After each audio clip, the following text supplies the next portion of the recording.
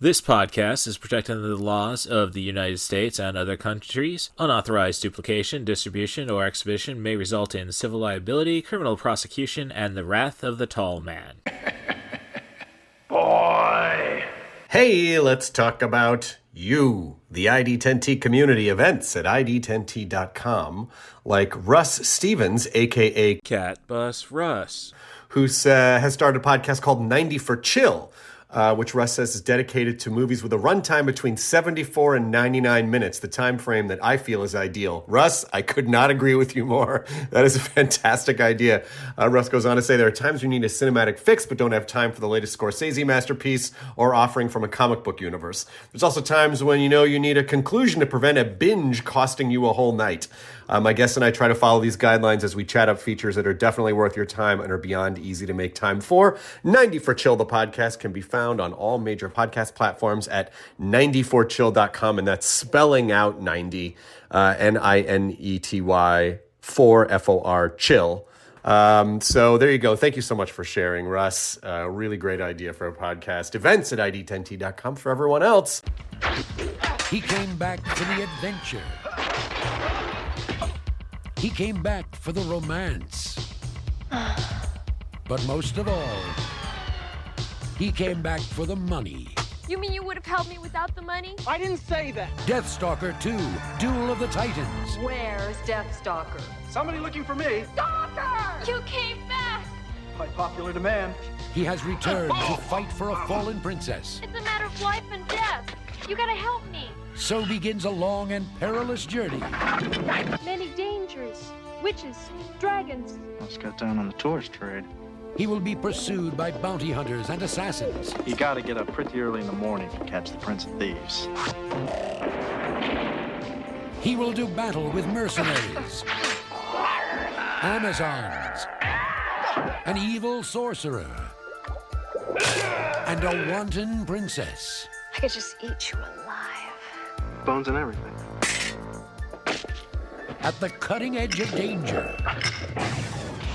At the brink of civilization. Hey!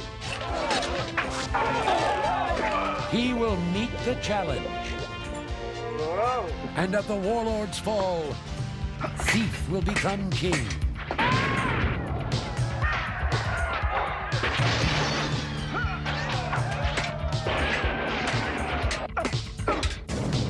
Deathstalker 2, Duel of the Titans. Deathstalker? Uh-huh. Is that your first name or your last name?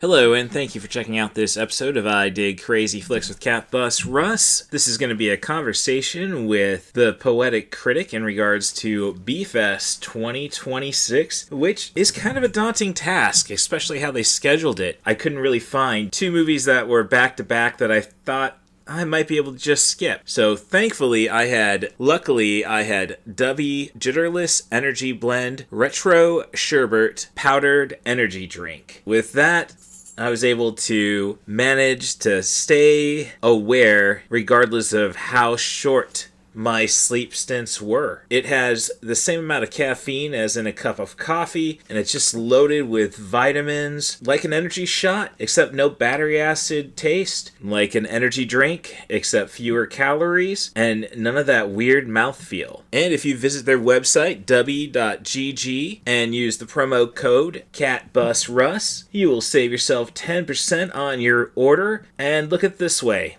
If you are working your standard 8 hours a day, 5 days a week, that comes to 20 energy drinks a month. Let's say $4 a pop. That's $80 a month. Save half of what you're spending and go to w.gg and use promo code CATBUSRUS and start saving money and saving your energy today. Little Hand says it's time to rock and roll. Bring the noise.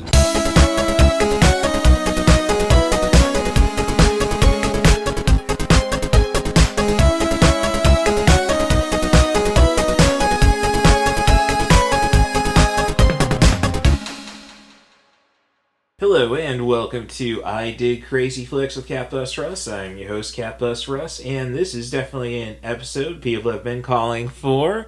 At least, say, 15 people at Omega Restaurant in Niles, Illinois. This is our recap of B-Fest 2026. A celebration of the best of the worst, I think, is a slogan they've used. Mm-hmm. A 24-hour B-movie marathon out of the Norris University Center on the campus of Northwestern University. And this is the third one for the Poetic Critic. This would be my fifth. And I would say, I don't want to give her too much credit, but, correlation and causation, two separate things. But I think they've been on a pretty solid kick since the Poetic Critic's been attending. And with that said, I'm, of course, accompanied by the Poetic Critic. Now, first off, do you dislike the fact that they did it on Daylight Savings Time weekend? No, it didn't bother me. Oh, well, okay. But do you prefer it back more in February? Well, the weather was better even with the rain. For people getting to and from, and if they want to walk outside, they could have. During a break, they could have. So I kind of like doing it a little later, like on the cusp of spring. Right, but, it all kind of, I think, depends of C2E2, of course. Like, if it wasn't at the end of this... For reference, the Chicago Comic and Entertainment Expo traditionally takes place the weekend before Easter, and since Easter this year is on the first weekend of April, that puts C2E2 on the last weekend of March. So this tweaking of both schedules, it felt like, is a little unusual. Well, and you say that, and I remember a lot of the time C2E2 ends up being the last weekend of February. Yeah. I mean, I'd say it's about a 1/3, 2/3 ratio there. Right. But, so this one, we did get the lineup ahead of time. So really, since we dropped that last conversation about K-pop Demon Hunters last week, and I think the recorder may have cut out before I could really try pressing the big sister on what she thought was going to play. Mm-hmm. And by the time we released the episode, the lineup had been given. I was excited with Demons, a 90 for Chill, and I Did Crazy Flicks classic. Been featured on a fun panel I did with the A Film Worth Fighting For crew. Not a panel podcast, where we're trying to, back when I was doing marathons to get to overly long movies, in my opinion, back to the 90 for Chill days. And Demons ended up being the top pick for Jamie Ray on the Fave 5 for Fans podcast on the R. Argento episode, which basically said if Dario's name was attached to it, it gets to be on the show. More of a hit for his directorial works, but I digress. And for me, I was excited about Ice Pirates, despite the schedule, was the scheduling of the films, and there were some adjustments made. Only one, I think, was a true administrative decision, and we'll get to that. But Ice Pirates was a 3 o'clock movie. I didn't really care if I saw Elves, the 1 o'clock. I know I'm just rounding times. And then the film after Ice Pirates, I really didn't... Was it Pirates, the movie, after Ice Pirates? No, Down was after the Ice Pirates. Okay, yes, Down... Everybody was very curious about Down, and I think that was a real winner for the for the marathon. So, needless to say, I'm kind of disappointed I didn't get to watch Warlock 3. I know it didn't have Julian Sands, but hey, if you need a British bad guy, Bruce Payne usually comes in a pinch. So that's what I came into looking forward to. Is just a couple of classics I've seen.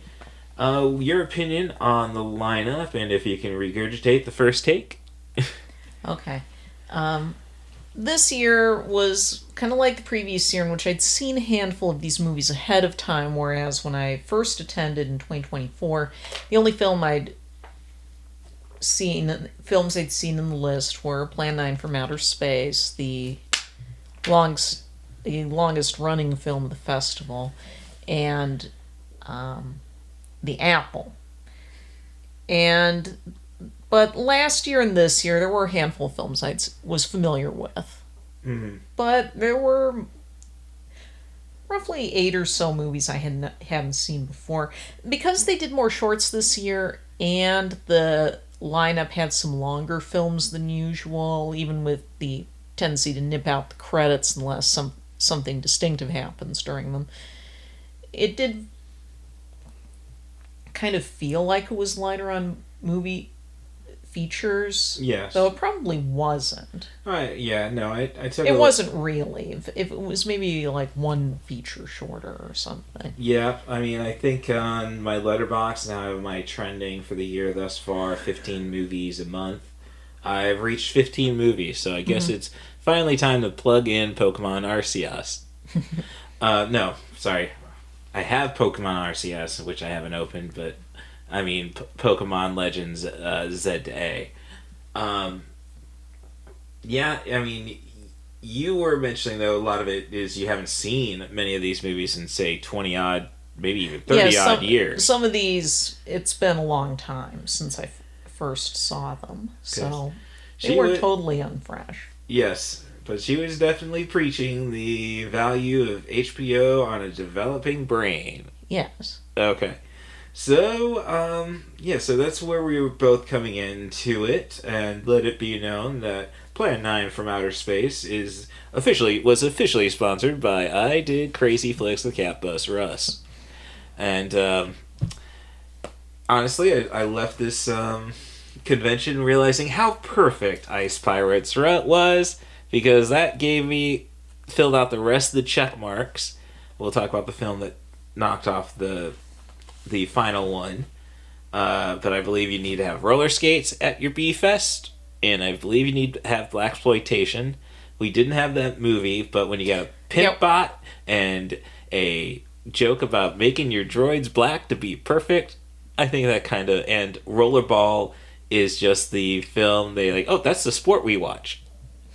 Which is weird, especially since, I mean, the ending of Earth being the 7th planet in Ice Pirates, is this like Darth Vader watching classic pod racing, from 30 years ago, the good shit? Sorry, that was a meme. So, yeah, so needless to say, squeezing my feet into undersized roller skates to try to fill in the void that the schedule indicated wasn't necessary, but I'm going to play it safe next year. And that's about the only thing I can do, really, because I'm 5.5 feet tall at best, so I can't be a kaiju, and we know I can't really represent blaxploitation. Mm-hmm.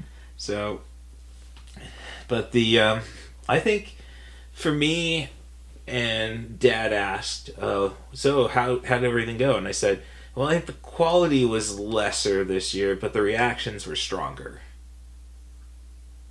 Yeah.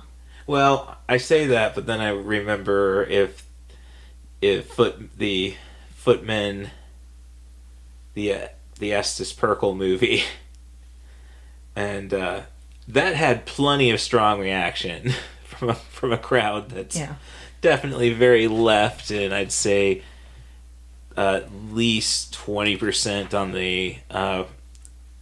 the queer spectrum. Mm-hmm. So, all right. So yeah, we started Deathstalkers 2, which is fun, but this is a movie where everybody was there just to collect a paycheck. Nobody's really going too heavy into the performances. Right. For reference, Deathstalker 2 was one of several barbarian films that Roger Corman produced down in Argentina in the mid-'80s. They were heavy on the stock footage and very, very basic sets and effects. But it gives you a Deathstalker, and it does it well because it plays a lot, unlike a lot of Barbarian films, this largely plays it for comedy. This is not the only Barbarian movie with a humorous side they've done at the Fest, because a few years ago they did one of Cannon's contributions to this subgenre with The Barbarians. Yes. And I'd say that this would be about on the par of that as a perfectly enjoyable goof. Well, I think just having seen The Barbarians, that one having the gimmick of the twins who ended up being called the Barbarian Twins. Yeah.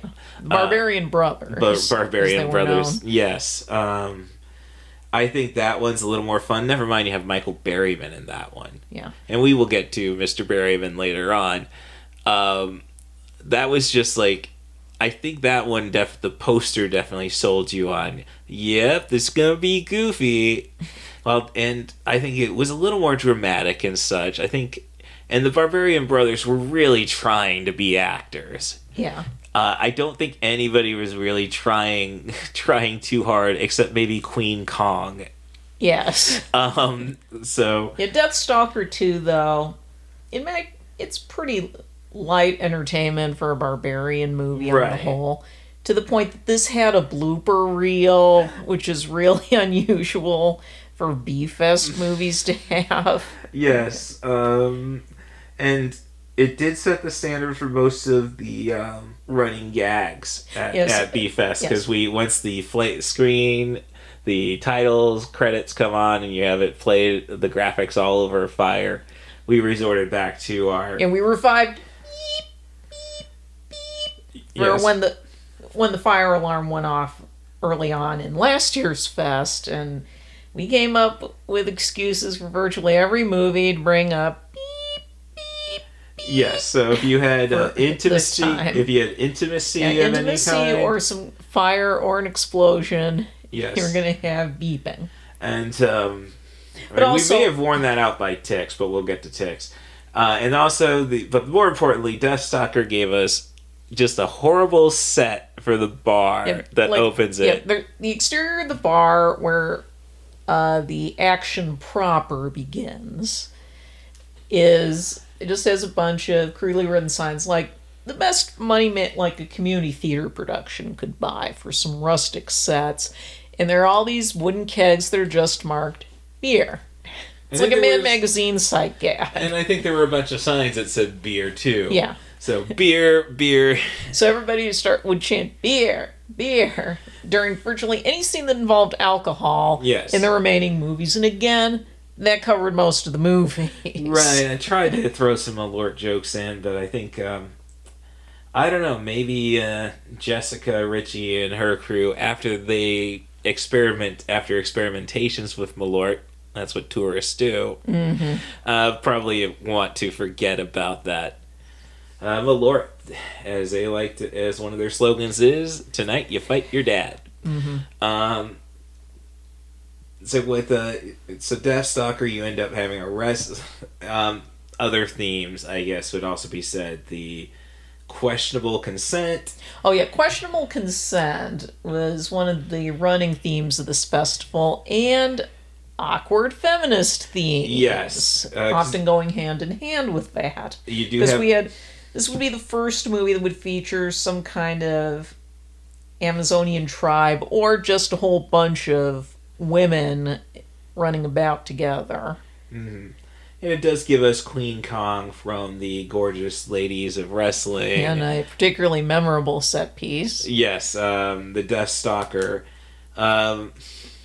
I know it's all one name, but he usually gets referred to as Stalker. Yeah, that was a pretty good running gag for much of the rest of the festival. People would just start asking Stalker. Yes, because that's random times. That's a pretty random gimmick. Was and that was another theme. We had at least two films with twins. Yeah. And they came relatively early in the festival. Yes. We have good and evil royal twins in both this and Cobra Woman. Yes. Twins, questionable consent. Occasionally I'd get a good Epstein joke off. Deathstalker. Not on the Epstein list. Yes. But it's a fun movie, but as I say, nobody's hearts. I mean, they were having fun, I guess I should say.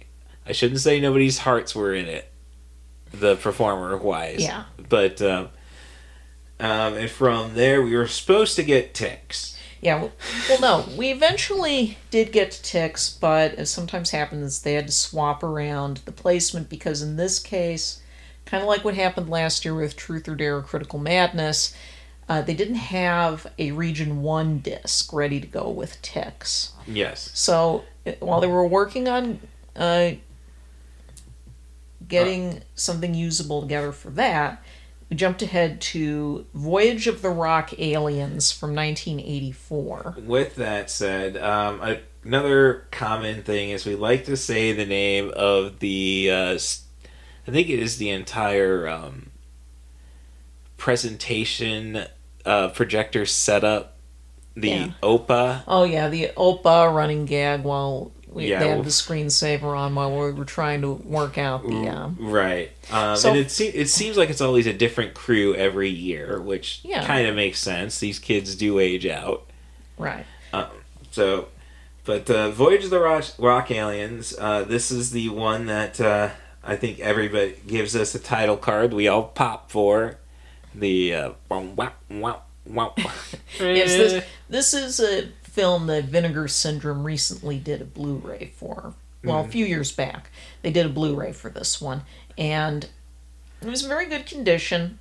For those not familiar, this was the first of two 80s pop musical / genre parody films featured in the fest.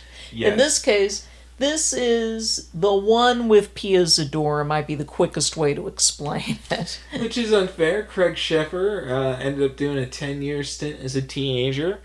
He's in this feature as well. And this was the one that nobody, I think we'll get to the other one, but I think that one's known for its reputation, the latter one. Yeah. Not many people and this has been on How Did This Get Made, and even on How Did This Get Made, they say, where the hell has this movie been? Yeah, TV ads existed for it, but if it had an American theatrical release, it was probably very brief and maybe only on the coasts as an obligation. It did play some international dates. I think it was Noel Thingvall who said that this movie was actually a big hit in Germany. Noel Thingvall, you can find him on our episode about Zerum. And as we were discussing, well, that makes sense because, as you mentioned, Germany is really big on stuff like Starlight Express to this day, to the point that it has there's a dedicated theater in Germany for productions of Starlight Express. And it's Voyage of the Rock Aliens was a vehicle mounted basically by a record label, Curb Records. Yes, so there's the mandatory Jermaine Jackson music video, and his song is throughout the movie. Yeah, the movie opens with a sort of prologue where, as the alien spaceship is starting to approach Earth, the resident cute robot on board, who, as I pointed out to the crowd as soon as I could so nobody would need to ask, is voiced by Peter Cullen. They're trying to find a planet to visit. Peter Cullen voiced the Optimus Prime. And he takes a look at a planet that has a Jermaine Jackson and Pia Zadora music video unfolding upon it. And they just run this music video, which has a light Mad Max motif.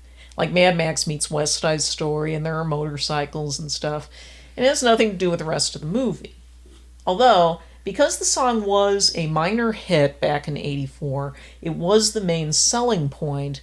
And in fact, this film was retitled after the song as When the Rain Begins to Fall, and the Vinegar Syndrome print is taken from got the film elements from that version, so that's what the title appears on screen as instead of Voyage of the Rock Aliens. This sometimes happens when these more obscure movies get DVD get Blu-rays now, is that to find the best elements possible for like 2K, 4K restoration, sometimes you have to resort to the overseas prints that have different titles. This is what happened. I would say this is what happened with Tammy and the T-Rex a couple of years ago, but I'm pretty sure that was just the studio dropping the ball. Yeah. Like, they did not know what they were going to call Tammy and the T-Rex. And they had the T-Rex. He had his name in the build. But they didn't know if it was going to be Tawny, Tanny, or Tammy. Right. So Voyage of the Rock Aliens is intentionally pretty light on plot in favor of getting another song and dance number on the screen at least every 5 minutes. Yes. But by way of just, with one of the writers saying this was kind of a channel surfing inspired movie, we have a plot that the main action with Pia Zadora, and we've got a bunch of 20-somethings playing teenagers in this movie. Yes, Pia I think kind of was stand for that. 27. But we have a bunch of teens at Heidi High School in the little town of Spielberg. Speeel Berg. Yeah.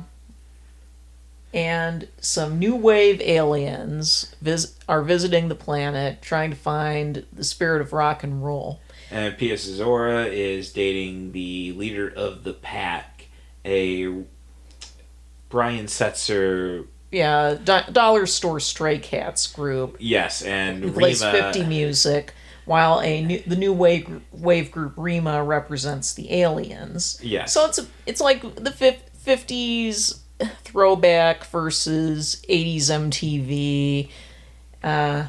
Plus, we have subplots involving escaped serial killers, a wacky old lady sheriff who's introduced ogling a guy. Yes, yes. Hashtag feminism, as she's doing the John Larroquette. Ogling a hot guy. And even a giant tentacle monster in the badly polluted Lake Erie, which is only a year after these two siblings here swam in it. But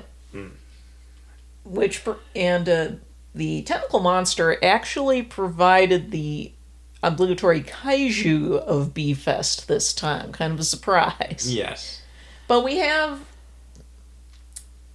The scripting is pretty awkward because it feels like the climax of the movie should be the battle of the bands and then our heroine choosing which guy to go with. Right, and her decision is... But it goes for like a half hour after that as it gets further complicated. Our protagonist is looking to, first off, just be able to sing, but Craig Sheffer chooses who sings with the pack. Yeah, the pack are a bunch of greaser bullies, too. Yes. It's fun to watch. Right. You get some great set pieces for the musical numbers, like the women's bathroom. Four women sitting on stalls. You only see their legs underneath the door. The number opens, but they may as well be doing that hippie swapping your knees bit. And then eventually the final real number, I would say, is when Craig Sheffer ends the pack and goes brokenhearted about Pia Zadora and goes to his locker, which is about, I'd say, 5 feet deep. And, like, fuck Zach Morris. And, five locker lengths. And we have a musical number where a bobcat roams around the halls of high school. Well, it doesn't, that's just it. It looks like a music video. Let's cut to the bobcat. We've got two women kind of dressed in cat makeup. Let's cut to them. And eventually Craig Sheffer is walking in the woods and stuff with the bobcat. Not a bobcat. It was a cougar. But then when we get to close the number out, the cougar, you're like, oh, the cougar lives in the locker. And when it comes to our serial killers, which might be the greatest meet cute, I think, in cinema, as Michael Berryman. And there's a fun scene where they get all their equipment, and even the old lady sheriff. Two people, two men using God-given right to bear arms. Yes. So there's a fun battle with everything in the boiler room that isn't dangerous. Fight between Michael Berryman and a cop, and then you have later on.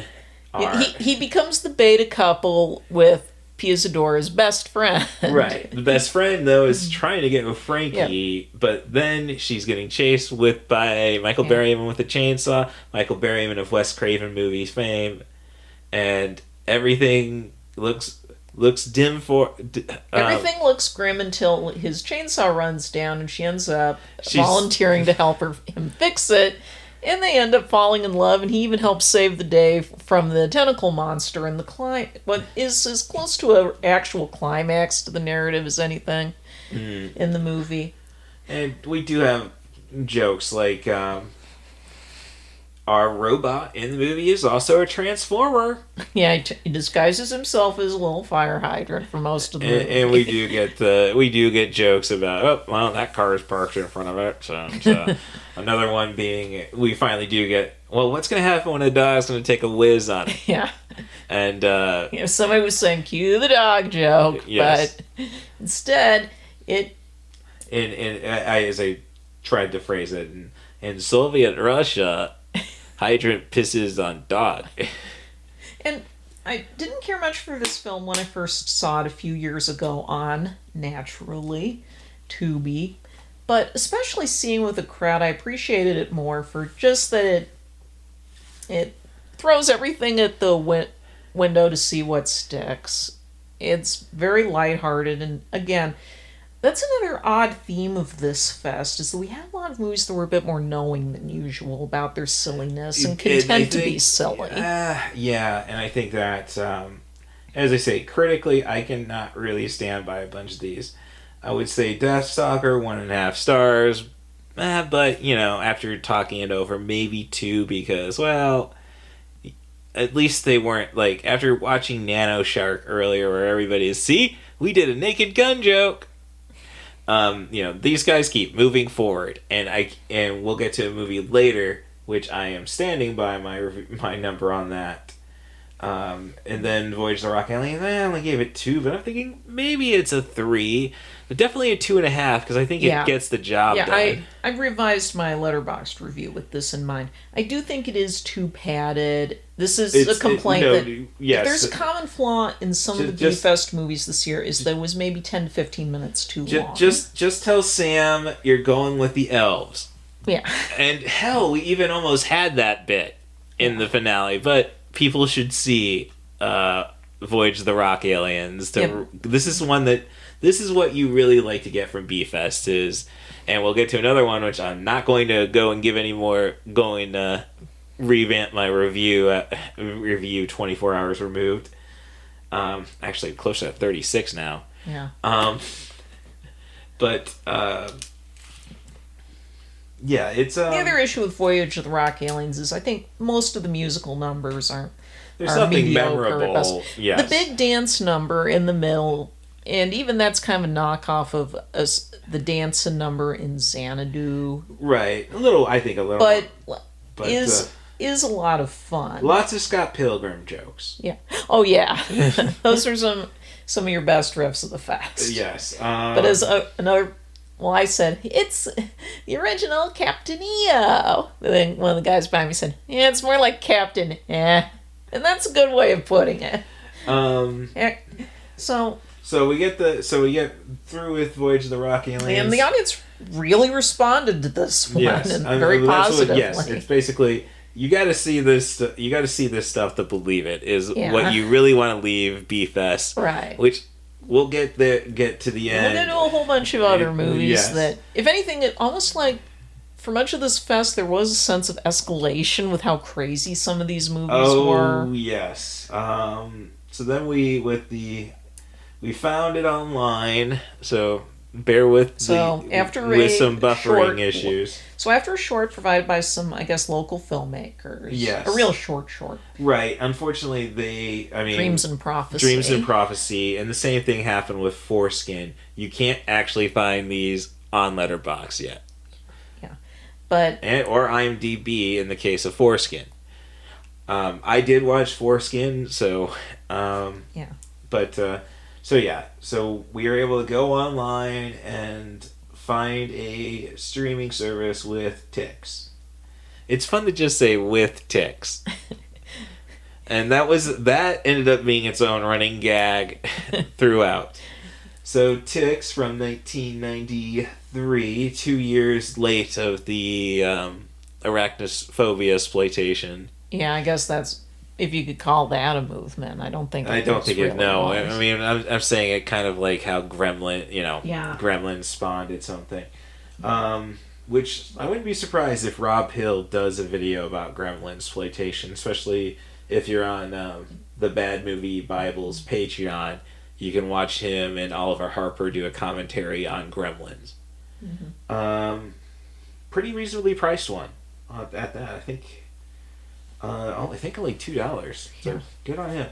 Of course, you can subscribe to the I Did Crazy Flicks Patreon, patreon.com/IDidCrazyFlicks, $3 a month, or 3 tins of cat food for the Queen Kitty Ava. You get yourself a waterproof sticker or a magnet for your fridge. I use them both at my job. For promotion, you get ad-free episodes. You get access to the original 90forchill.com, the Podbean feed, and you can observe how I've matured as a podcaster, and you get a shout-out on each episode as long as you're subscribed. So thank you, Dad. Thank you, underappreciated wrestling personality, the Scoop Staley. Hell of a guy. Don't you think he's a hell of a guy? And Tim Bates, you can find him on movies that I gotta research if they've been there. I'm sure Night of the Demons has been at a B-Fest. But Arena from 1989. We talk about those movies. Arena is basically Bloodsport in space, Charles Band style. And another one with our actress from the administrative decision movie. We'll get to. So so Ticks. You can't really take this movie seriously 30 years removed when you start with Seth Green as your hero, and the first person he really encounters is thugged out, and maybe that's extreme a term, but he carries a switchblade, so Alfonso Ribeiro. Yeah. Alfonso Ribeiro trying to go gangsta because they're members of some troubled teens who are being taken to a wilderness retreat in a cabin. All's well and good, except not far from this little cabin, Clint Howard is messing with some kind of goo he shouldn't. He's pumping according to Wikipedia, he's pumping his weed up with steroids, or at least he's pumping the hamster that runs the entire operation. Which I don't think weed is that complicated to make. And his security is a bear trap. There is some good gags he has as he's trying to listen to some radio, and they're talking about the hidden shadow markets. We don't even get healthcare, and that's a common chant. USA, USA. And I will give a Telstar Man credit. I think it was him who was doing the I don't know how we got into a Walter Goggins chant to start the night, but Walter Goggins, and which is really weird because people still don't know who Walter Goggins is. Who are you talking about? He's on all the Walmart commercials now. He's the guy who gets his spine ripped out living in Predators. He's the guy. He's the hitman and the fat man. In any case. Mm-hmm. Clint Howard's experiments mutate some ticks, and they get maybe about the size of your hand, I would say, Russ. I got Trump. I hate to say it, that's something I share with Trump. I got. but that's just for starters. It's not long before the ticks start coming for the members of the wilderness retreat. This is the first of more than one movie at the fest in which a poor pet gets killed. It bad. Yeah. And from there, tensions also escalate further with some... with the people who have hired Clint Howard. Yeah, with their illegal pot farm. Yes. Who would rather not be discovered. And by the end of the movie, there's also a forest fire, making things that much worse because the ticks are that much more inclined to head for the cabin. Right. And I kept thinking that so much of the climax, they don't seem that... though it is understandable these ticks are the primary problem, they kept cutting to the outside of the house where you're seeing the fire burning, and I would say Homer Simpson style, "Oh, the fire!" So it was you got the hallucination bit. Yeah. In this movie, getting bit by mutant ticks will induce hallucinations. A plot point they seem to take from 1978's The Swarm, where if the Africanized killer bees stung you and you survived, you'd end up hallucinating giant bees from that point forward. And I, for one, welcome our new insect overlords. It basically, we get to see Seth Green become a wizard. Yeah, lighting the... Yeah, he's got the glasses best weapon. And the little red-headed fringe. Fringe he's wearing in the the best movie. weapon they have against these ticks ends up being a broom because... set on fire. Yeah. Which they have to relight even at some point. Yeah. I could have used a higher body count, but fortunately this is a Brian Usna produced movie, so we do get some pretty gory effects by the end of it. And never mind the 30 minutes of Clint Howard not dying. I'm surprised I was the one who came up with the comment, he takes a licking and keeps on ticking. Because we do... It's not even Chekhov's bear trap, because it happens in the same act. Yeah. Alright, so Ticks was fun. I do think it's really only a 1.5 star. Well, no, this one really... The thing is, we started with 3 straight bangers in terms of the crowd. Really getting excited. Oh, yes. As I said, worked up by the end. It was pretty amazing. Right. Now, fourth on the list was one of the... which was the only film that, along with The Wizard of Speed and Time shorthand, Plan 9 from Outer Space, I think has been at a B-Fest before, because Cobra Woman from 1944 Ice was at the Pirates had been 2000. Oh yes, we'll get to Ice Pirates in a bit. Right. Forgive me. But Cobra Woman had previously appeared at the 2006 B-Fest. This is a 1944 Universal B picture. But Universal B Pictures in the early 40s, as anyone who's seen some of the later monster films of that period know, could look pretty good. And this one's in Technicolor, too. Well, Maria Luxury horror films. Maria Mondes is known as the Queen of Technicolor. Very short life, only 39. Same as Sabu. Not the Sabu for us 90s wrestling fans. But,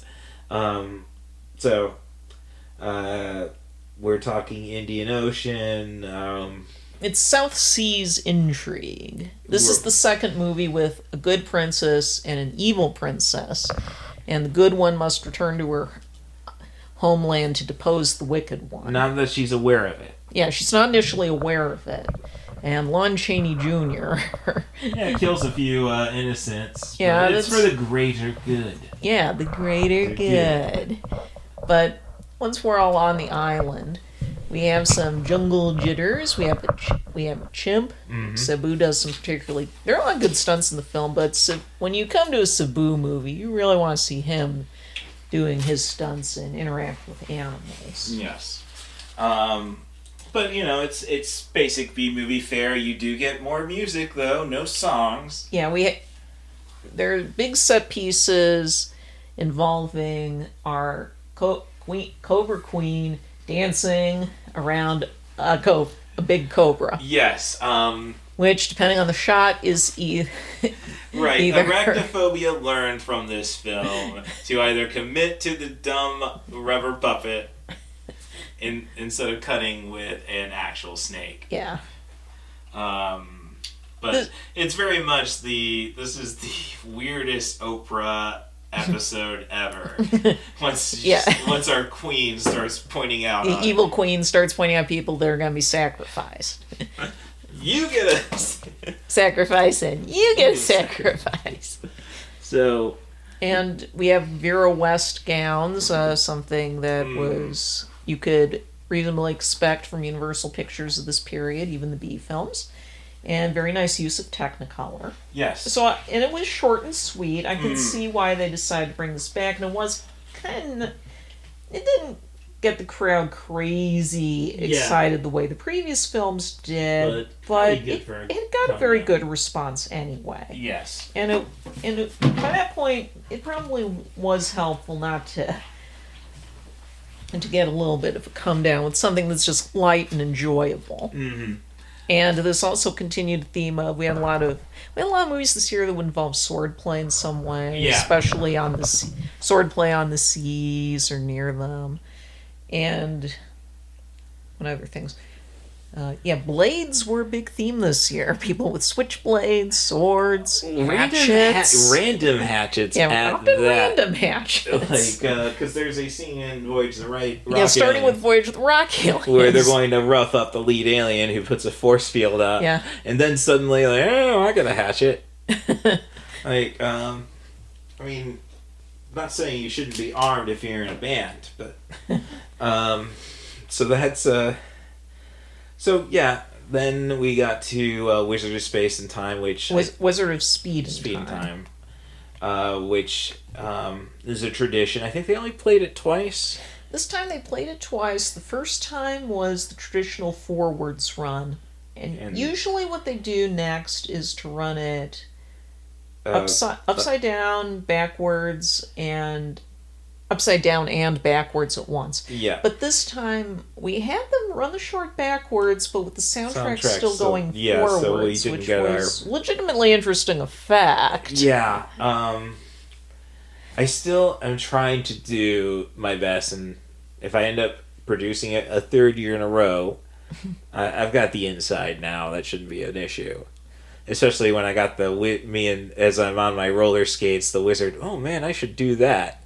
We have a guy who dresses as the wizard. Yeah, and runs across the stage back and forth. Right. The first go round. Right. Anyway. I really should get some skates for this. But I really want to start because we're in Chicago. It's one of those, if you remember Wayne's World, as they're talking about counting Wayne down. Yeah. It's like 3, 8, 5, 4, 3. Yeah. Why didn't you say 2 or 1? And I really want to stop the crowd. It's like, you don't say 2 or 1. And hopefully they get it. Which is another thing we got with Voyage of the Rock Alien, where some of these scenes clearly on green screens, like, when are they going to get to Delaware? I'm in Delaware. Yeah.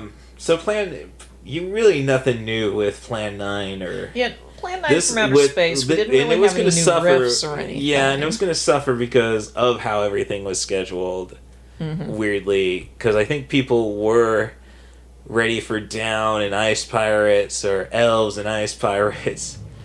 So people were probably going to try to nap through Plan 9. That's not uncommon, especially for repeat visitors, to try and start bedding down during Plan 9. Okay. But if it's not that, it's probably going to be the next movie, and in this case, it was roughly the point where it was starting to hit the wall, was with Elves. I did just make myself go to sleep through this one. Okay. I did make it through a good chunk of Elves. I don't quite feel comfortable enough to do a full review on it for Letterboxd. I'm going to log it. Right, but tell me about the Nazis and the elves. Yeah. If you were awake during it, you did get some pretty big, what the hell, moments with this one. So this is the cat fatality I fortunately slept through. It's hard. Just trying to... This is one of those movies where... If you thought Voyage of the Rock Aliens was a bit incoherent, that's nothing on Elves, which is... The jumping off point is, well, let's do a Gremlins ripoff with Christmas elves. That's a simple enough concept, it would seem. Let's go R-rated, like Hobgoblins. Yeah. But in this case, we start with... I don't know if she was supposed to be a teenager or not, but... declaring yourself to be anti-Christmas and going to the woods to do an anti-Christmas ritual of some kind based on some drawings you found in a grandpa's book seems kind of a teen thing. I don't know. Yeah. And it's not like she's portrayed these girls are goths or anything, but they just don't like the commercialization of Christmas and stuff. But Where was Kirk Cameron to lead them? No. Well, she gets injured and blood drips on the ground, and it just happens. It really does just happen to be over the slumbering body of a tiny killer, like maybe a gremlin-sized killer elf that promptly comes to life and starts stalking the girl and killing people. Dan Haggerty, whom B-festers at least would remember from 2 fests ago with The Chilling, is once Another again... one I slept through. Yeah. Is another gruff authority figure with a big beard and very unnaturally golden hair. He's, for reference, this fellow was most famous in the 1970s for the TV show Life and Times of Grizzly Adams, a Western show. But anyway, he plays a guy who's unemployed for reasons I can't remember offhand, but who ends up getting a job as a mall Santa when the elf kills his predecessor. Huh. And he also and Haggerty just sets up his room and board in the back room of the shop of the department store, even though there's still tape on the ground from the murdered guy's corpse. Hey, we see that all the time in Gotham City, so... right. He soon becomes aware of the strange killings involving the elf, and that it seems to be targeting the teenage girl who has her own problems. Her mom is a complete shrew who clearly hates her kids, and given the foul-mouthed little preteen brother, who can blame him? And when the elf first tries attacking the house, he goes for the little kid first. The mom blames it on the family cat. A lot of people pointing out this is similar to a plot point in the Stephen King anthology film Cat's Eye. Yeah. But unlike that film, the poor cat is killed by the mom and the audience reaction to how this is played out was increasing horrors. First she puts the cat in the sack. And we all know that, and if you were a follower of that is far back as old theatrical cartoons, the like a cat 40s in a bag and stuff, waiting that to drown, trying to lyric from one of my favorite Verve songs. But it's not like she just takes it to the river as you'd expect in this situation, as old cartoon cliches taught us. No, she just takes it to the toilet and drowns it in there. We at first thought she was going to try to flush the cat down the toilet, because why else would you take it to the toilet? Yeah, if you're not going to do a Big Lebowski tribute, where's the catnip at Lebowski? And then buries the cat outside. And it seemed so gratuitous. I mean, this gal does get her comeuppance by way of the elf in a bathtub. She gets electrocuted in a bathtub. Okay. But it was around this time that I was starting to conk out. Yeah. But I did wake up in time for the hijinks involving the reveal that the grandfather is the girl's grandfather, who lives with them, is an ex-Nazi, and his comrades in the cult have tracked down his granddaughter / daughter. Yeah. Because and I don't want to go any further on that. Taste reasons. The Bad Movie Bible does bring this up.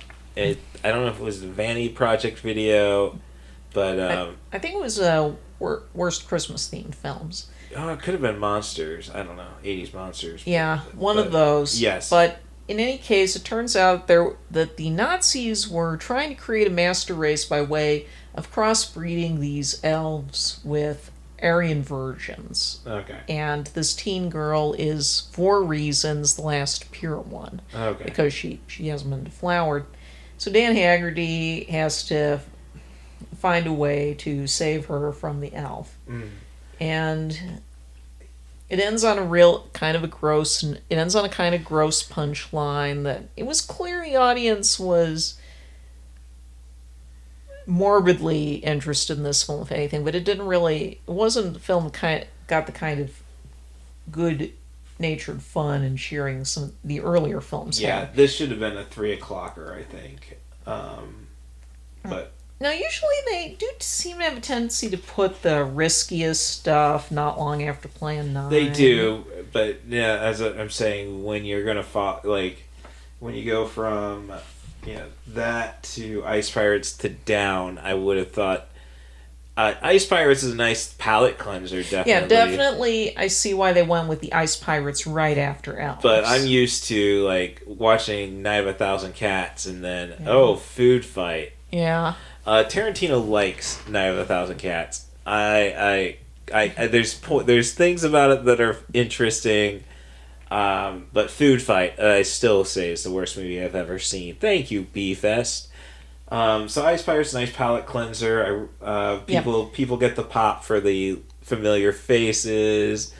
We do bring up, and Rob Hill brings it up anyhow, the bit about our hero, Robert Urich, finding our princess, and, everybody's, hey, we don't have time for this.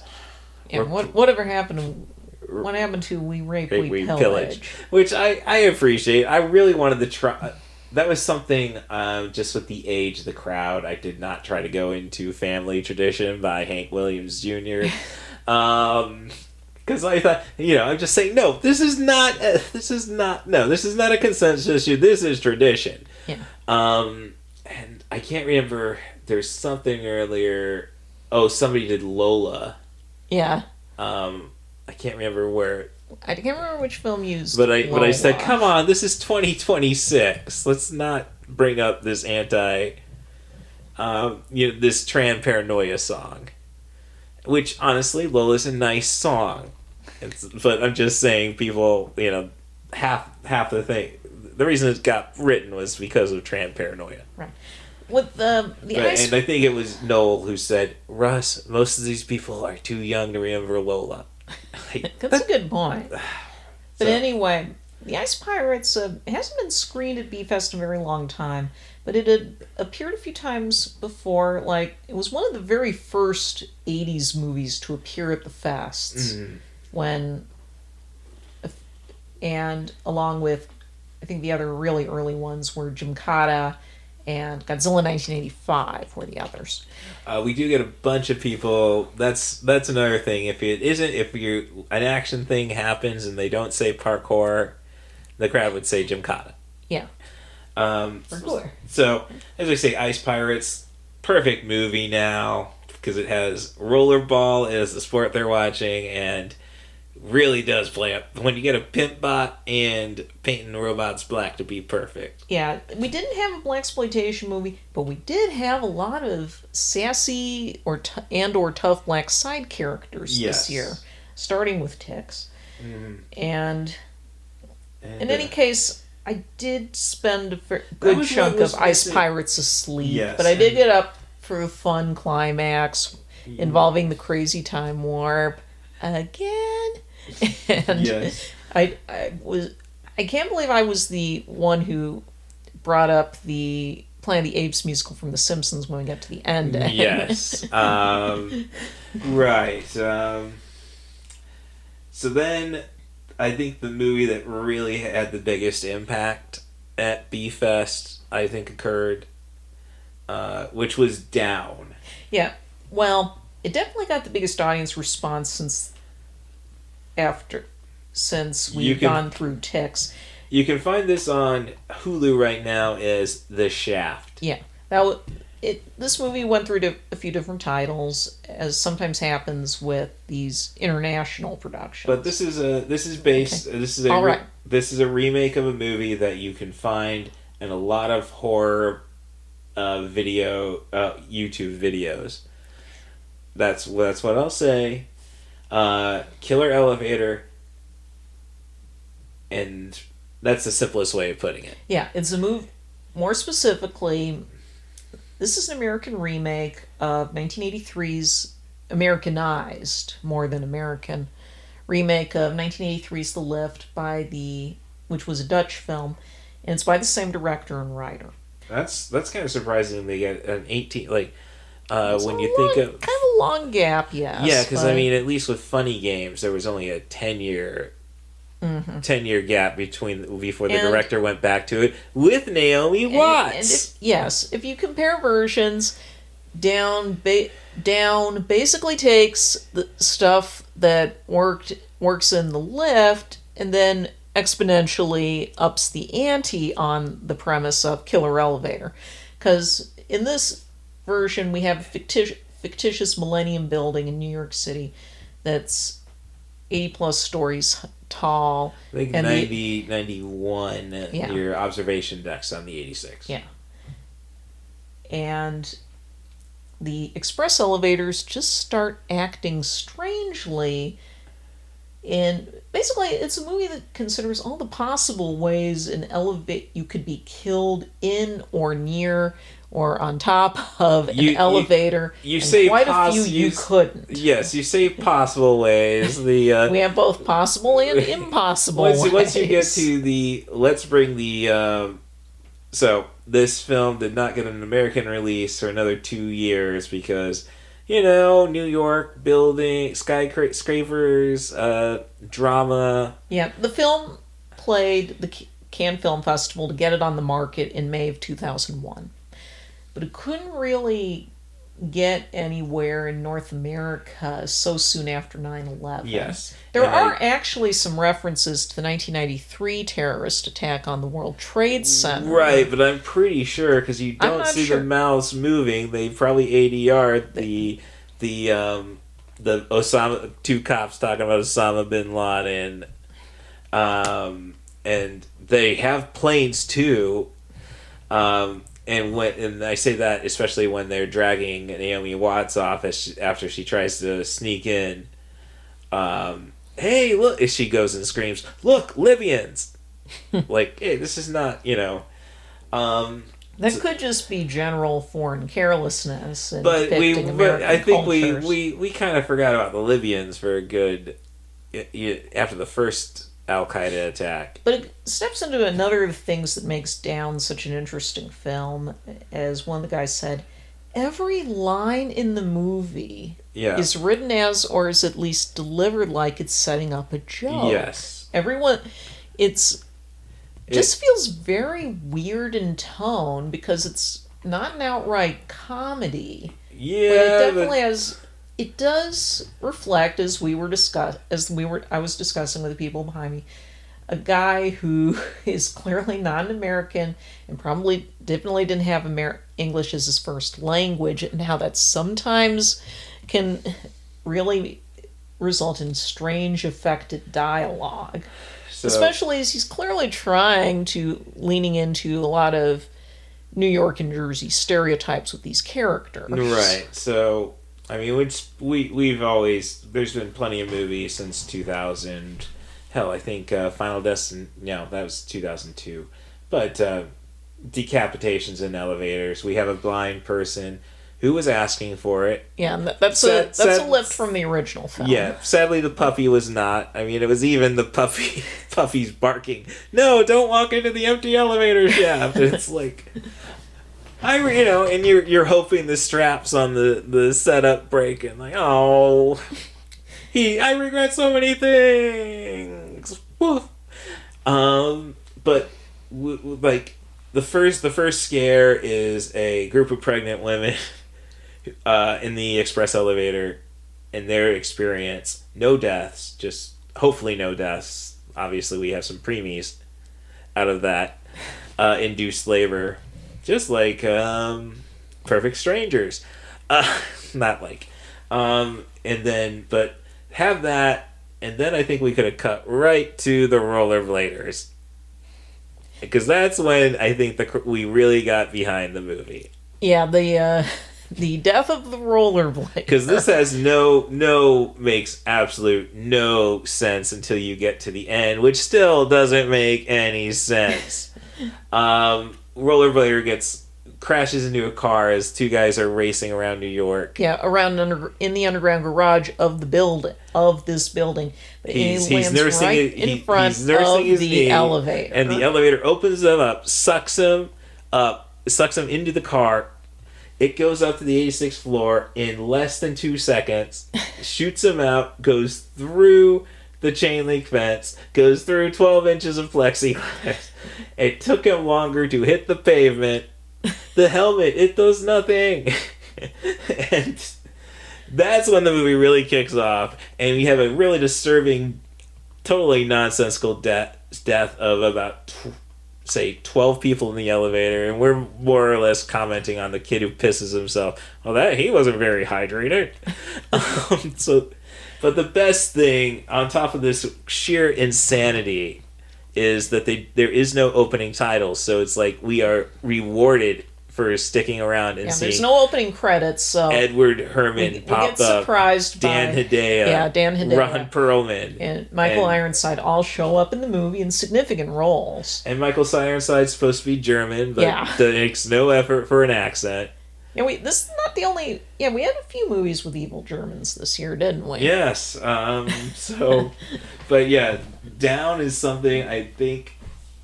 I mean, it's not successful, I think, in what it's attempting to do as a story, but which again, why I'm not giving it more than 1.5 stars. Yeah. But just like, this is something you should watch a YouTube highlight reel on. Yeah. So then I think we got to what you were looking forward to most. Well, just to see how people would react at least, but 1982's musical and one of those flops that became an early HBO fixture for a few years is 1982's The Pirate Movie, which is literally the title. Yeah. It has a very strange history. It's actually an Australian production, although it features a pair of American leads in Christy McNichol and Christopher Atkins. Lots of Blue Lagoon jokes. Yeah. It's from the audience. Now, to put it together conceptually, what we have here is you can take that. I cannot put this. It's Gilbert and Sullivan's operetta, The Pirates of Penzance, provides the plot and a few of the songs even, staged in a fairly old-fashioned style. But it then combines that with the teen musical Argo of Greece by way of a Wizard of Oz-esque story within a story, where Christy McNichol's a nerdy girl who ends up washed up on a beach and dreams the story, and everybody she was encountering on her little trip to Australia shows up in different roles in the dream. And we have the already comedic Pirates of Penzance story going on, with the plot points about the hero serving his time, and he just wants, and now he wants to end piracy, so nobody else has to do what he just did. Yeah, and despite the fun. We're having fun. They're having fun. Fighting with duty. There's fine prints in the contract. The conceit that our heroine can't get married until all the older sisters she has get married. That's all stuff that's lifted from the original operetta. Yeah. And the overall goofy, lighthearted tone, but it's also a Grease or Xanadu-esque musical with some original songs for McNichol and Atkins. Right, and Puffin. And one goofy double entendre number called Pumpin' and Blowin' that even gets an animated sequence to go with it. Right. Furthering the Xanadu comparison. They just Australia just ruined what Dot was trying. Dot, Dot movies. Yes. Where the early ones, they really just put the animation over pictures, real things. Yeah. From there, we also I checked out once we brought lightsabers, because then this movie's totally gone off the wall. Yes. On top of it being basically Xanadu meets the Pirates of Penzance, it also is one of the earlier comedies that was clearly taking some influence with the reference a minute, gag a minute approach of Airplane. Maybe even a little Mel Brooks in there. Yeah, they have been a Mel Brooks, but we do have worked into the dream because admittedly justified by the fact that this is a modern 80s teen dreaming up the story. we work in stuff like a lightsaber in a fight sequence randomly popping up, or you were asleep by that, but while we're going to the climax, there's an extended bit in which, to convince the local police force to come and help repel the pirates invading the mansion, we briefly go into an Inspector Clouseau parody bit. And not a bad one either. And I was joking. This is better than Ted Wass in Curse of the Pink Panther, actually. I mean, these Australian actors, they're all putting in the effort. Again, that is a big theme this year, is that, goofy or not, everybody's committed to whatever bit they're doing. Yeah. And then we get a slapstick climax that brings in... Well, we had some gymkhana, because part of it takes place in a gym, and characters are swinging on pommel horses and on overhead rings and throwing equipment at each other. They're also throwing pizzas as opposed to the threatened pies. I mean, I'd like to think we have we have a parody of Indiana Jones shooting the swordsman, where we have lookalikes come out just for the bit. I'd like to thank New Era Dispensary in Urbana, Illinois, for getting me to the place I needed to be at that time. And it ends with a goofily lighthearted ending, where everybody in the dream gets a happy ending because, hey, it's a dream. She can just engineer it. And then there's a happy ending in the real world as well, as she gets involved with Christopher Atkins' counterpart. And during the ending, though, there was some buffering in the last 2 minutes. I don't know why I was waking up for Monster Crash: The Pajama Party, which we can really we'll be pretty brief on that one. Yeah. But yeah, no, I did catch the buffering. Yeah. Yay! Oh, even the movie wants to end. Which is sad, because it also clipped out. This was the other movie that had a blooper at the top of the end credits involving Christy McNichol. She's dressed in this... they're about to do a take of her that she's hiding in this suit of armor at the time. And she has to tell them before the break, wait, I gotta get my gum out of my mouth. They have to have somebody help her, which is apparently an issue she had on the set when she kept chewing gum. Yeah. And the buffering kind of ruined the bit. Mm. But anyway, that movie ended up going over better with the crowd than I expected. Not as well as Voyage of the Rock Aliens. Pirate movie, again, is maybe, in this case, maybe at least 15 minutes too long. Like, a tighter pace could have made a huge difference, especially if they were going for kind of like a musical version of something like Airplane. But on the whole, it went over better than I expected. Just for being it's a very good-natured movie. Yeah, I know. And there's like Noel Thingwall, like, oh no, these are all at least 3-star movies. They do what the tin says. It's like, you're not going to buy, you're not going to go, regardless if the tin says this is the best can of Spam you can buy, I'm still not buying the frickin' Spam.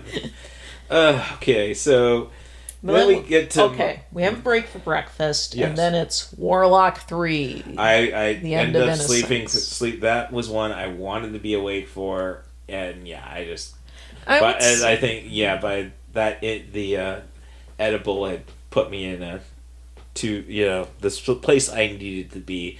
It's not Julian Sands, it's Bruce Payne. This is definitely a grab. Just make sure whoever distributed it gets keep the rights.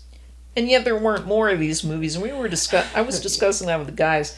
It feels like there should have been like a zillion more of these movies. Yeah, you should get to the point of like every good horror franchise where it's either we are totally behind the killer destroying things, like say Jason X, or the villains become the hero, circa Saw X.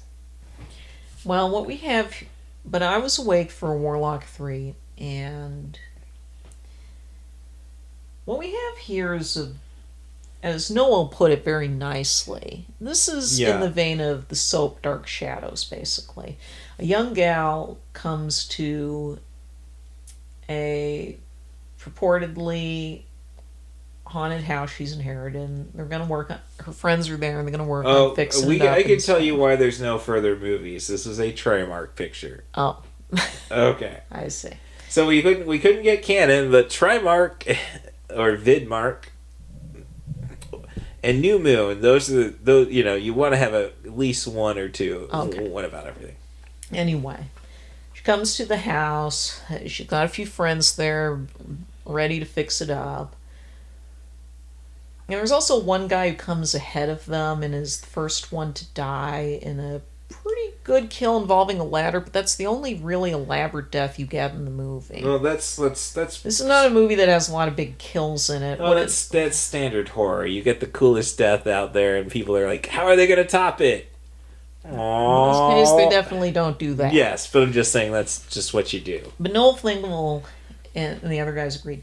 This is really going for more of a Dark Shadows atmosphere as the warlock arrives, claiming to be an acquaintance of the family, but he knows that she's actually our heroine is actually the reincarnation of a young girl who escaped the warlock's clutches back in the late 17th century. Now, just want to throw out there, the original Warlock, I have not watched beginning to end, but I've seen the majority of it. It's fun. We got Richard Harris versus Julian Sands.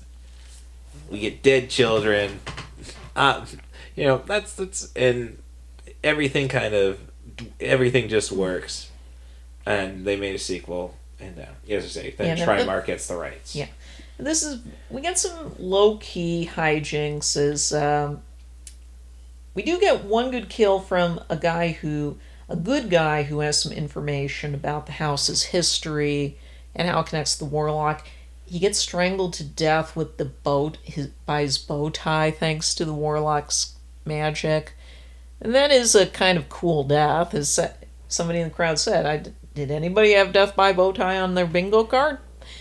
But after that, it's just picking off the girl's friends on her way to figuring out how to defeat him. And there's a lot of I've waited centuries of time for you thing, because he's trying to seduce her. The warlock's trying to seduce her. Richard E. Grant, I'm sorry. First film. All right. Seduction, yeah. Please. Oh. Okay. And there's so much flowery philosophical talk that I said, this is probably as close as we'll ever get to the actual Whispers of the Wolf skit from SCTV, in which Count Floyd is finds out too late that the scary movie he's showing is actually an Ingmar Bergman film and we see clips of it, and it's Catherine O'Hara and Andrea Martin basically riffing on the movie Persona, and poor Floyd trying to convince the kids it was scary. Instead of just doing the Krusty the Clown after the Czechoslovakian... Yeah. What the hell is that? All right, it wasn't scary. Who booked this film?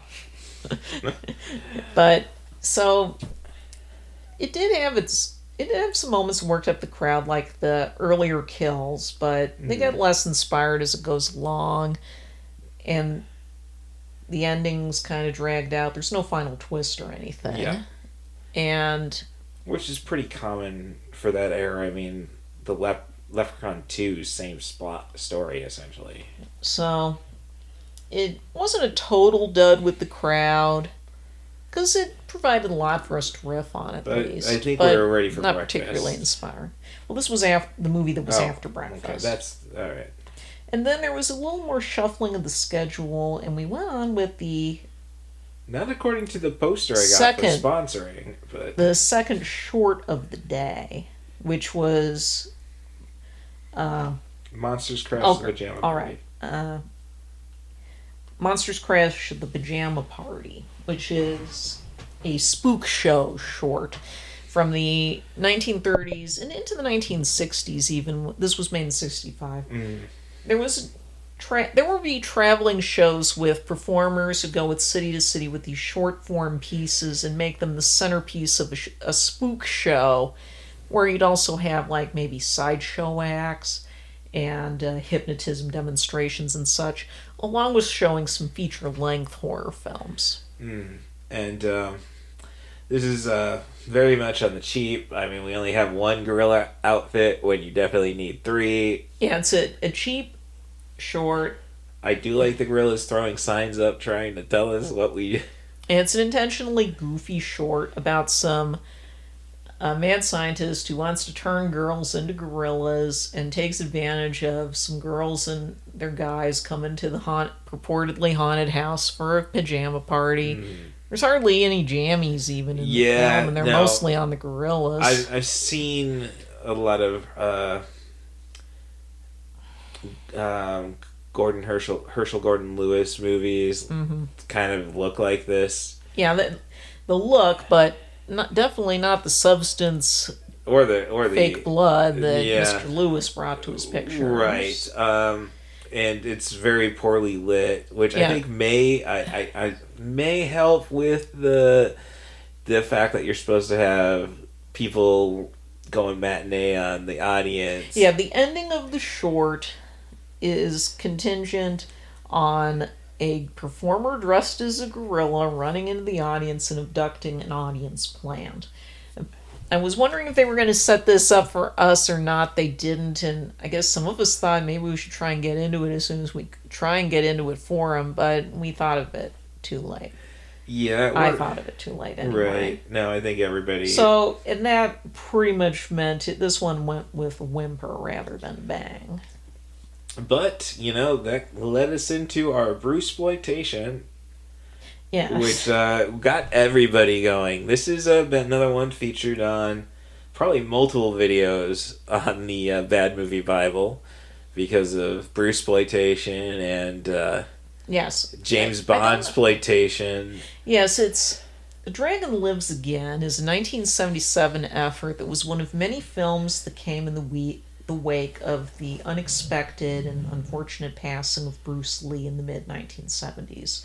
Having only a handful of films to his name, but ones that have been wildly successful, Hong Kong filmmakers quickly rushed in to come up with every Bruce Lee look-alike or quasi-look-alike they could find, and often selling them as new pictures. And changing their names. Fortunately, they never put L-E-E, but you'd have Bruce Lee, L-I.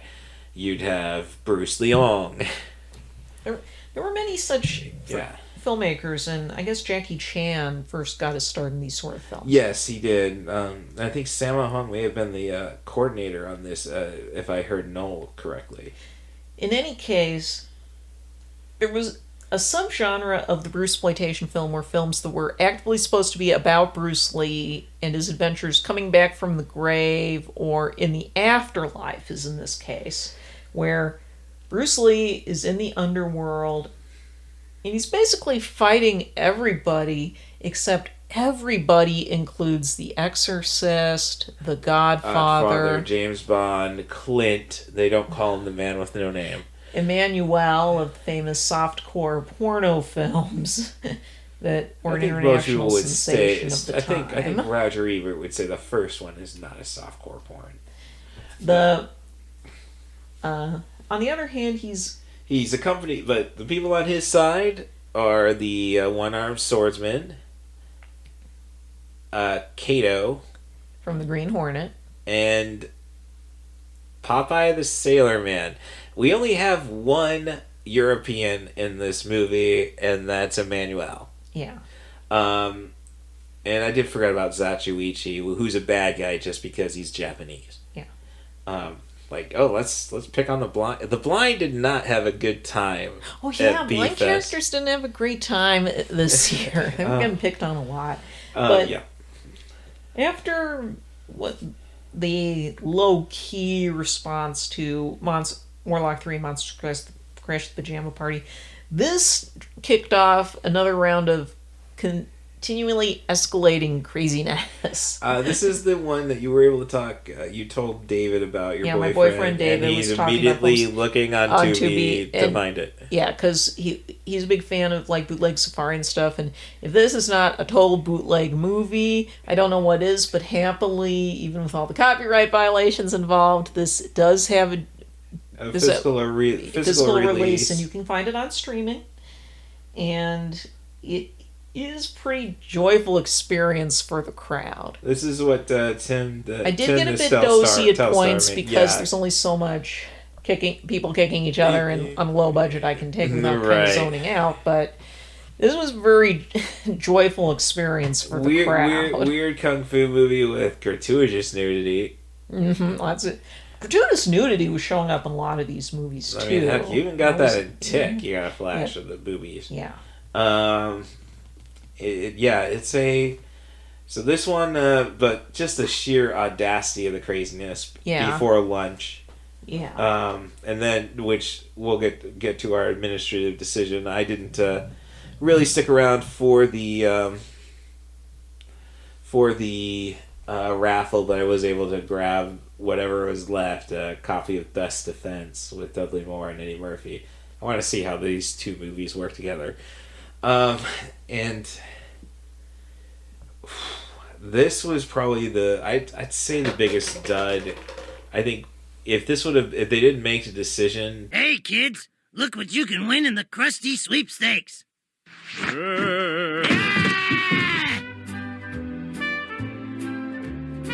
To enter, send me your parents' brains. All right, parents' brains on a 3x5 card and send it to... As the son of a man who grew up in Buffalo, New York, there are times where I will just eat a pound of chicken wings and still feel hungry. Or perhaps my mouth is just wants to chew on something, the tongue needs to taste something. Well, I think I've found a healthier alternative, and that is Deutsch snacking dough. It's free of the top 8 allergens, gluten-free, low sugar, has 3 times the protein of your typical doughs, and most importantly, it tastes good. And since it's plant-based, and I'm definitely a carnivore, I was skeptical about it actually tasting good, but then a few scoops in, I'm feeling full, or at least the mouth is done with the chewing process. I'm ready to just chill out for the rest of the night. And best of all, I don't like the idea of just scooping in the dough myself. I'm not Homer Simpson, but take it out of the container, roll up a few balls, put in the oven for about 9 minutes, and you've got yourself some great cookies. And again, just a few bites of those, and you're feeling good. And to feel even better, if you click the link in the podcast description, you're going to save yourself 20% on your order. So find your new snacking habit. Deutsch snacking dough is where it's at.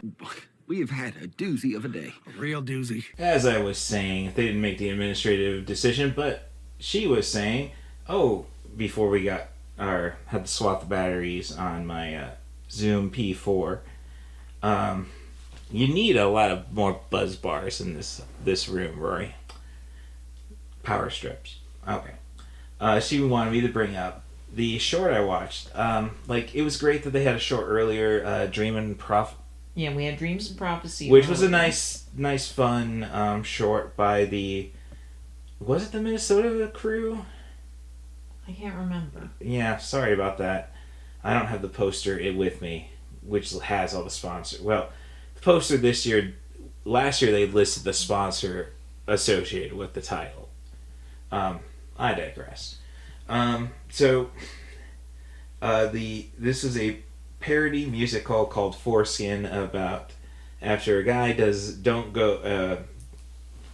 after he opened with a duet in bed between two partners, with the male partner worried that the girl just doesn't like his uncut wiener. And then we go from there to introducing a woman who got her doctorate in medicine online, doing her first circumcision, is pumped for it by doing a parody of Lose Yourself. I can't think of all the other contemporary songs. I think the biggest mistake with this feature is that Weird Al has done a lot of these covers to begin with.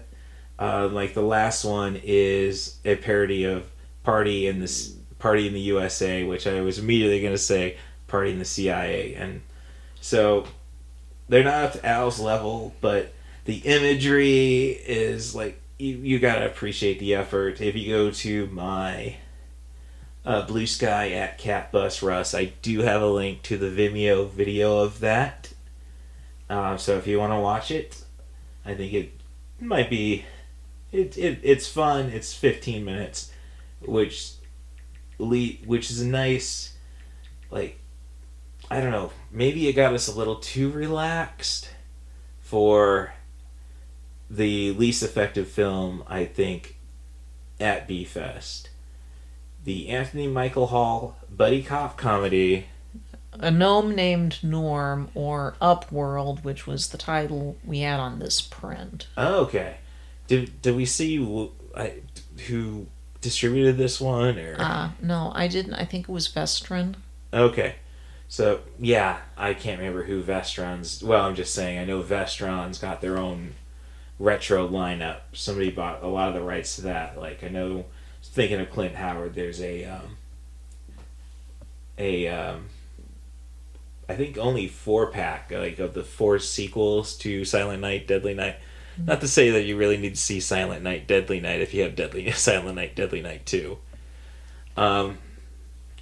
So, yeah, Anthony Michael Hall is trying to bust some jewel smugglers, and when that goes bad, a little gnome comes out from the ground and needs one of the jewels, the lumen. And yes, we're probably all thinking, lumen, what's the joke there? And I don't think anybody has got to it until hindsight. Yeah. Rory was bringing up the fact that, remember the all body deodorant? And this little bugger needs it. He just looks stinky. Yeah, it looks like an off-brand Gelfling, Yes. basically. Like, this is a Stan Winston creature, which is the saddest thing, and this was, directed the same year as, Pumpkinhead. Basically, like, Noel, Melissa, the Minnesota crew, basically, we're all trying to figure out, how can we make this thing work? Mm-hmm. So we kind of liked it on, like, the concept on paper. I was suggesting, why don't we just have Lance Henriksen and Pumpkinhead as buddy cops? Or, and I would say, like, the thing with Pumpkinhead is that Pumpkinhead never showed his face in the daylight. Here you get to see all the flaws of this puppet.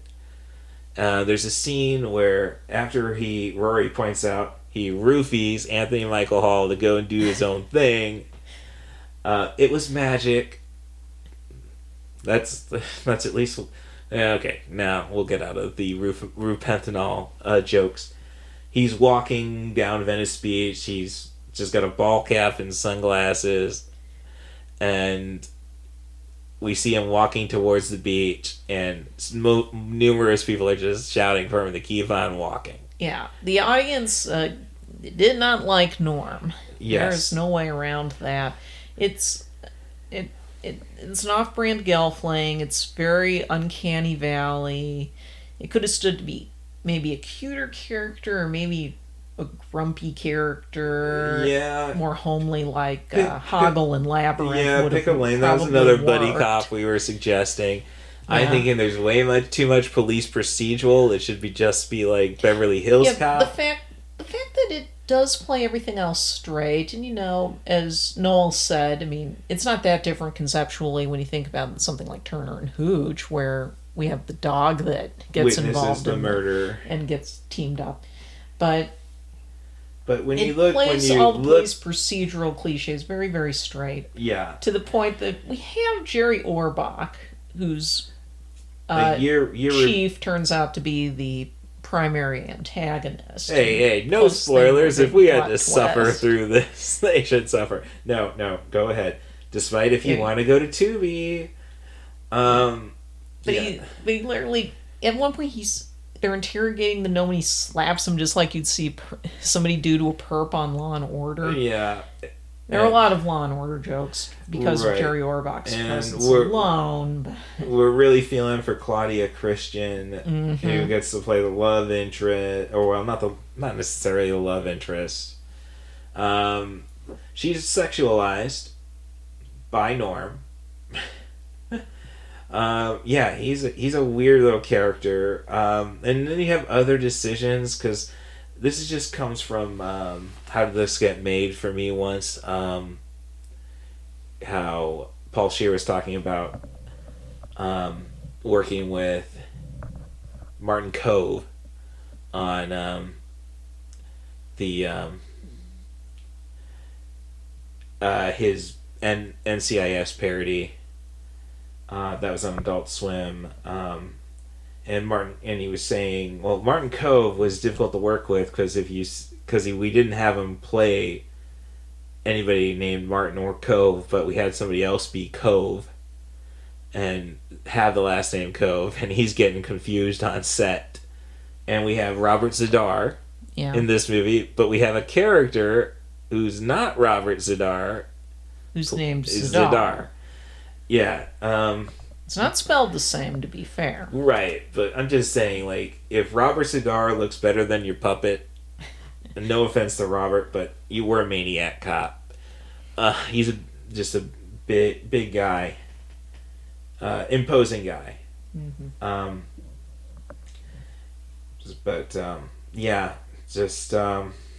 And then you talk about Uncanny Valley, the entire stripping of the gnome as they're trying to book him. Then when they try to bust the Z'Dar at a strip club, Norm gets distracted and starts dancing with the stripper on stage and starts doing a tease.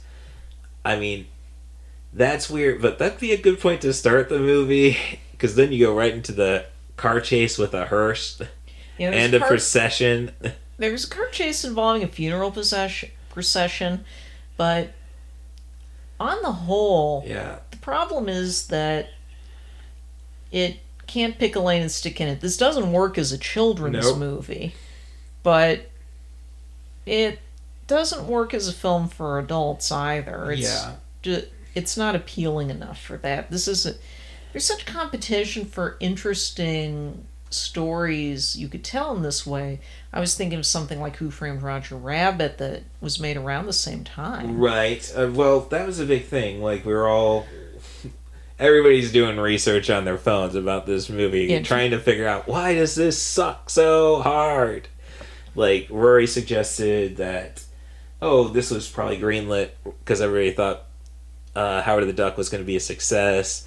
I think Noel was saying, I think Stan Winston took it on because he thought Howard the Duck could sucked. Be a better version of something like Howard the Duck. Yes, so everybody, and as I say, this is a tough one for Claudia. But also the pacing was...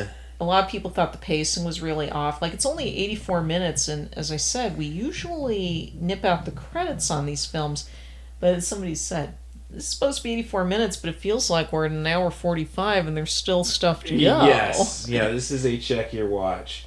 So they really made us earn what probably I'm going to say the greatest collaboration in Italian horror cinema, Demons. Yeah, now, I was spending time with friends because I've already seen Demons, but you stuck around for what ended up being the final movie. Yes, Lamberto Bava's son of Mario Bava, the man who just was the legend of genre cinema.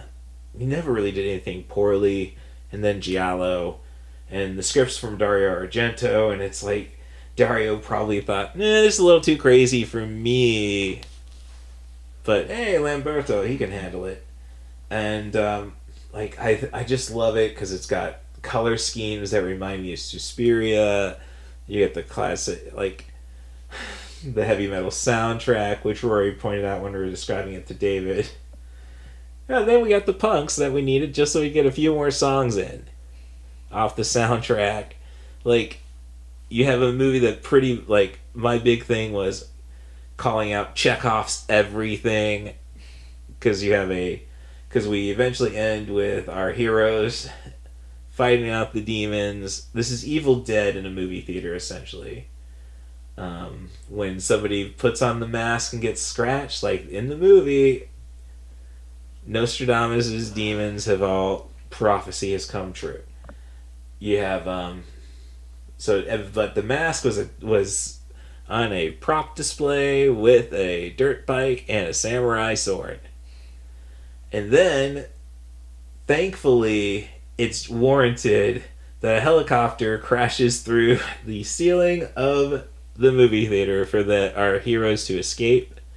This is after the demons start coming, and the entrances are all just walled up magically.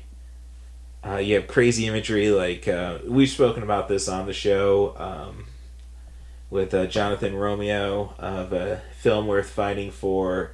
This is Jamie Ray's favorite Argento involved project on Fave 5 for Fans. So we've talked this length. The best thing for me, though, was when we got away and everybody's celebrating, like, hey! And then I'm shouting, wait for it. Wait for it. Because it's a tease ending involving a child and a shotgun. So, no spoilers, but yeah, it's just all the silliness you could possibly want in one place. And whoever, I don't think it was Scott, but whoever went and sponsored this movie, no, it wasn't Scott, I can't remember, but the person who sponsored it, you can see his title card saying, "There's going to be pus, sorry Tim, not sorry." So it was just so much fun to see on the big screen, and that's why I like to have the lineups. I guess by this point I'm going to B-Fest every year anyhow, so I don't need the lineups posted. But back in the old days, the message board days, and hell, even before that, this is the 44th B-Fest. I don't know what the count is offhand. When did they start? 1980? Yeah, the first one was 1981, I believe. Okay, so you missed 2020. Yeah. So, and 20, they had 2020, they didn't have 2021. Or maybe not. I don't know. They had a 2020 fest, they didn't have one in 2020. Okay. I think they said 44th. So, yeah, if you go to a B-Fest and you like it, this is like tattoos. Once you go to one, you can do... No, this is worse than tattoos. You go to one, you're going to be there next year. Because I can't remember really what movie... I'll take a look on my letterbox. Was there... Because they announced the lineup for B-Fest 2023. That was my second one. And, because they had Showdown Little Tokyo, that was why. I'm going to B-Fest in 2022. And going all the way back to, February 2023. The Adventure Big Man Japan... American Ninja. Yeah, no, I can say that I knew Xanadu was there. I knew I was curious about Uwe Boll's Blood Rain. But yeah, I can't really say there were any movies that from that lineup that I needed to see. I'm glad I was there for Streets of Fire. Right. But so I'm just saying, you go to one B-Fest and you enjoy it, you're going to every B-Fest. Yeah. I mean, we have people from, Jessica Ritchie and her husband, they're from Baltimore, Washington, D.C. Yeah. Noel Thingvall and his crew is from Minneapolis. We all ended up at Omega, a nice little 24-hour baker. If Perkins isn't Greek enough, come to Omega. And it's a weird little spot in Nile because everything was kind of Japanese, just a statement. That entire shopping center is Korean, Chinese, Indian. You have a nice little Japanese store. You have the foreign language cinema. So, interesting little divergent there. So, I know you probably agree with me about, like, you go to a B Fest and enjoy it, you're going back. So highlights for you was getting to see your musicals. Mm-hmm. I think Down. I think Down was the what the heck was our. As I say, you could probably watch a YouTube reel on this and get the same effect, but the sheer fact, again, you have to earn. They make you earn everything with that first hour.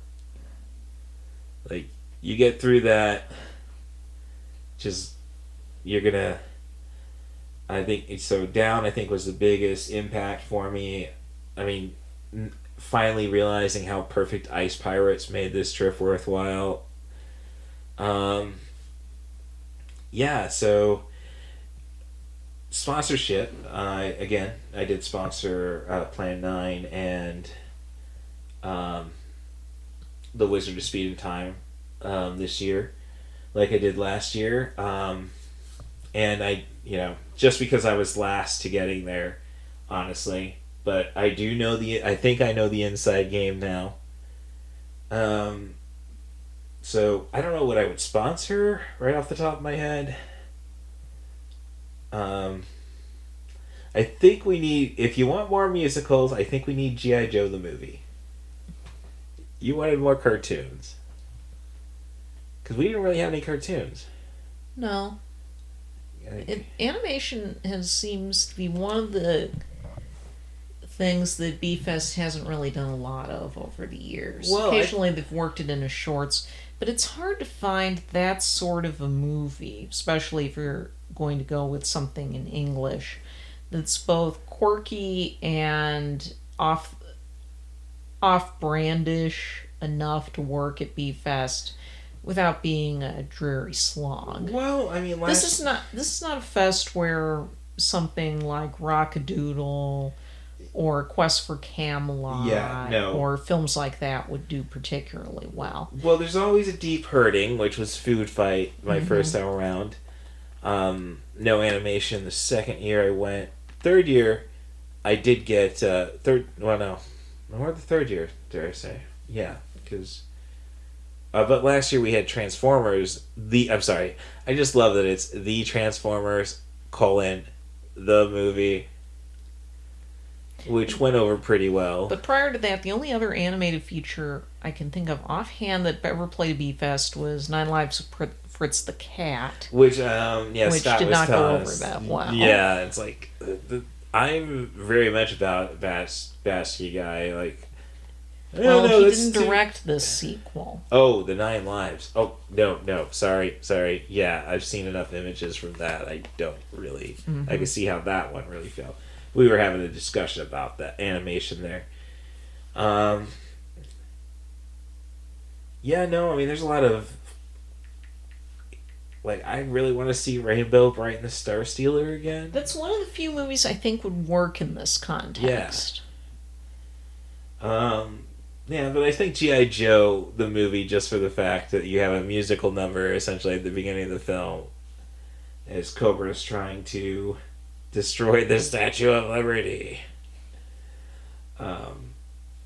It's... Yeah, and that is the high point of the movie, but just the sheer fat things they did to change that movie because of what happened with the Transformers the movie is just something to revel in, I think. Right. So, yeah, I'll have to take some time for thinking of an idea to sponsor. I've got some more Bava. Blast Fighter. Kind of might drag a bit, but once we get to the finale, it's kind of earned. Maybe Stone Cold, because it could use some Lance Henriksen. That would be a good one. I do want to do Dead Hooker in a Truck from the Soska Twins. Noel says that might be too good a movie, but it's essentially shot on video. The stories I've heard about it, like how guerrilla they were making it, digging a hole in a park for a scene, and then without permission, of course, and then a nice little Canadian park ranger. Yeah, what you girls doing? That was something I didn't understand. How did we get to the other thing, which I think is going to be something that sticks, as we went to the Canadian pronunciation of the word sorry. Something would happen and then somebody make a comment and then it's all, oh, sorry. Yeah. Sorry. Can't remember what triggered that. I don't know. And I think it came from the Minnesota crowd. Possibly. Because of course, in Minnesota, they speak that way. So, but you have other cool sponsors. You have the St. Louis. I think people are really picking up on the idea of sponsoring stuff, which really makes me want to research Tim the Telstar Man a little more. Like, what's he trying to... I think But, yeah, I as I say, sums it up with, like, you go to one, you are stuck. Google gobble.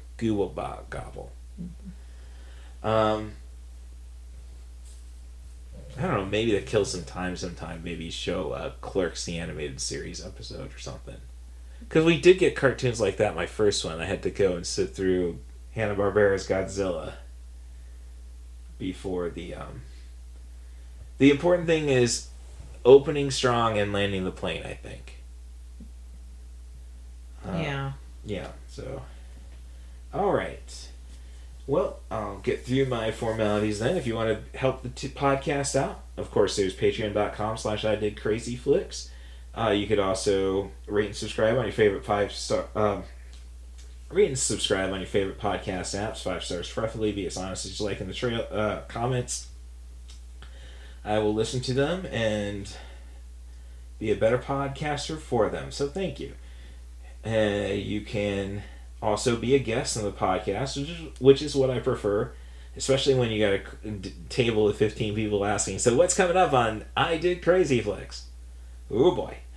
To be a guest on the podcast, just offer me a film, a director, an actor, a theme, as long as we focus on bonkers, out of touch with reality cinema. I'll happily chat with you. But if you have something a little more down to earth, like a Richard Linklater movie, hey, I just watched Dazed and Confused. As long as between 70 100 minutes before the credits roll, I'll happily chat with you about it. You can get a hold of me, russthebus07@gmail.com. That's RUSSTHEBUS07@gmail.com with those suggestions. Or you can follow me on my social medias. That's @CatBusRuss on Blue Sky. That's my preferred social media. But I am on Threads and I am on Instagram.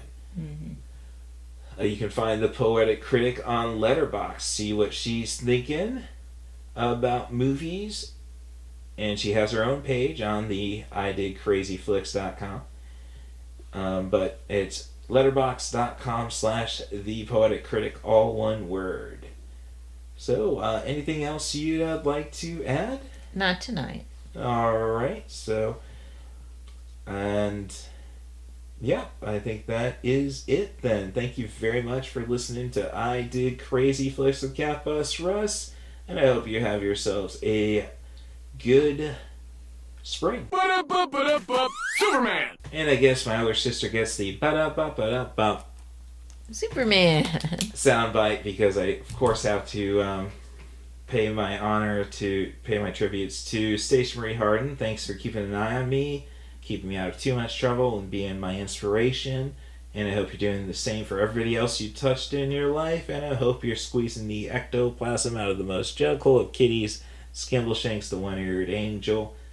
He is at least great for conversation. If only I could have had him master English by then. If Meowth could figure it out, you could have figured out Skim. Can I hear a wahoo? This podcast was made possible by the love and support of Dave and Cindy Stevens, Rory Stevens and Allison Higgins, Danny Daniels, and Stephanie Smith. Long live Flash! You've saved your Earth. Have a nice day.